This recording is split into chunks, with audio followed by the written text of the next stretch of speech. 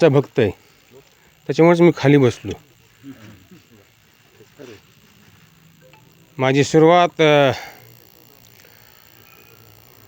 जिल्हा परिषदची जे इथूनच नारळ फोडून झालं,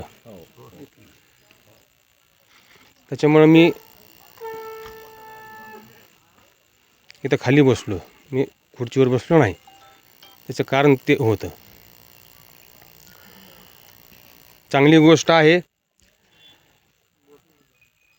दत्त मंदिरचं जे उभारी जे आहे, जे बांधकाम नवीन म्हणजे आपल्याला मंदिर बांधायचं आहे, चांगली गोष्ट आहे. ह्याच्यामध्ये सगळ्यांनी हातभार लावला पाहिजे, सगळ्यांचा सहभाग पाहिजे, तरच गोष्टी पुढच्या होत्यात, नसता होत नाहीत. तर त्याच्यामध्ये माझा बी हातभार लागणार आहे.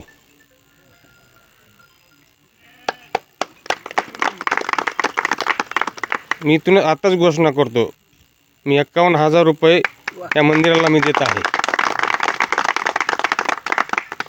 आणि सगळ्यांनी आता इथं वकील साहेब आहेत, सर्व आहेत इथं, आता नोकरदार बी आहेत, सरपंच आहेत, उपसरपंच आहेत, सगळे आहेत इथं.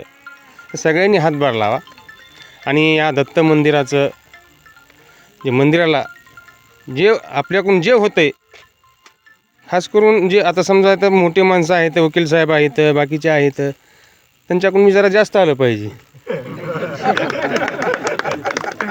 भक्ती पाहिजे जास्त का? नाही नाही नाही नाही नाही भक्तीपासूनच होते ना. भक्ती आपण केली तर मग पुन्हा हे गोष्टी घडतात ना, देणगी किती द्यायची काय ते मनात येते पुन्हा. मी काही तुम्हाला जास्त बोलणार नाही. म्हणून चांगली गोष्ट आहे. आता गाव काही लहान नाही, मोठं आहे. इथं नोकरदार आहेत, त्यांनी बी हातभार लावला पाहिजे. ग्रामपंचायतचे सदस्य आहेत, त्यांनी बी जे उद्योगवाले जे आहेत त्यांनी बी हातभार लावला पाहिजे, असं मला वाटतं. म्हणून मी ज्यांनी पुढाकार घेतला त्यांना मी शुभेच्छा देतो.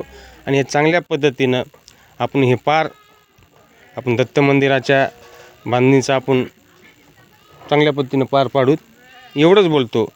इथंच थांबतो. जय हिंद, जय महाराष्ट्र.